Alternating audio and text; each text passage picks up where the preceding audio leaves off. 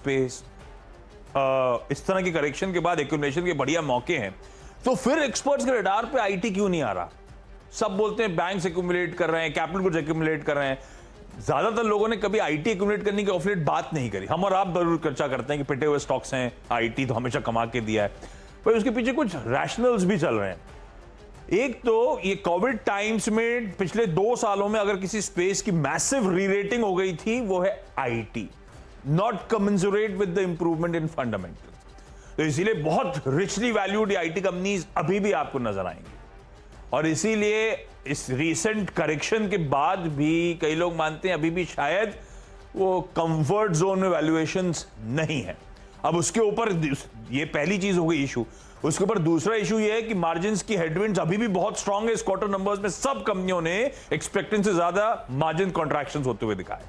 और तीसरा पॉइंट सामने इसीलिए एक और डर बना हुआ है, डर कह लीजिए या कॉशियस स्टैंस इसलिए बना हुआ है क्योंकि सेकेंड हाफ में इस साल के सब जानते हैं कि वो जो स्लो डाउन के फियर्स हैं और प्रोफाउंड होंगे, क्योंकि सब, चाहे वो यूरोजोन में ईसीबी हो, चाहे वो बैंक ऑफ इंग्लैंड यूके के लिए हो, या फिर यूएस में फेड हो, सब अपनी एग्रेसिव रेट हाइक्स का स्टैंस कंटिन्यू करेंगे। तो वो स्लो डाउन का इंपैक्ट लैग के साथ आता है और सेकेंड हाफ में वो स्लो डाउन का इंपैक्ट आएगा। अब उसके बाद ये गेस करना बड़ा मुश्किल है कि कितना डिस्क्रिशनरी, कितना नॉन डिस्क्रिशनरी आईटी का स्पेंड रिड्यूस होगा। तो ये सब कंसर्न्स के बीच में इसीलिए आप देखने रह रहे कि आईटी कोई ज्यादा एक्यूमुलेशन नहीं हो पा रहा है इन स्पेस में। रखिए इन्फोसिस को, रखिए विप्रो को रडार पे, शायद दोनों पॉकेट्स आज वीकनेस के साथ ट्रेड करें। ये हो गए 2।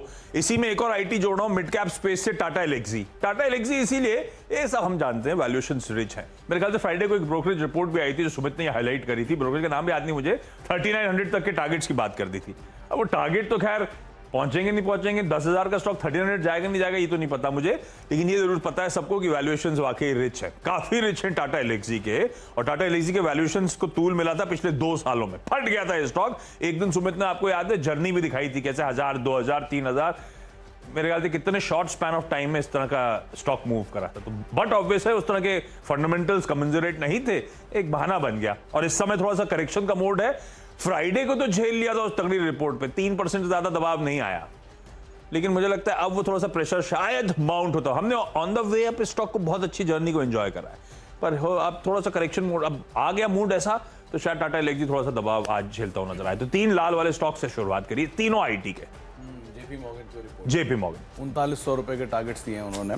खैर, अब जो मेरी तरफ से अगले कुछ नाम है उसमें एक नाम है इंगरसोल रैंड। इसका पहले भी मैं जिक्र कर चुका हूं, तब भी ये स्टॉक में एक बढ़िया मूव था और अभी भी ये तेजी जो बनी है इसमें शायद कंटिन्यू कर सकती है, क्योंकि ये कैपिटल गुड स्पेस की जो बाइंग है और उसमें जो तड़का दूसरी तरफ आप लगाना चाहेंगे तो मल्टीनेशनल कंपनीज का भी है।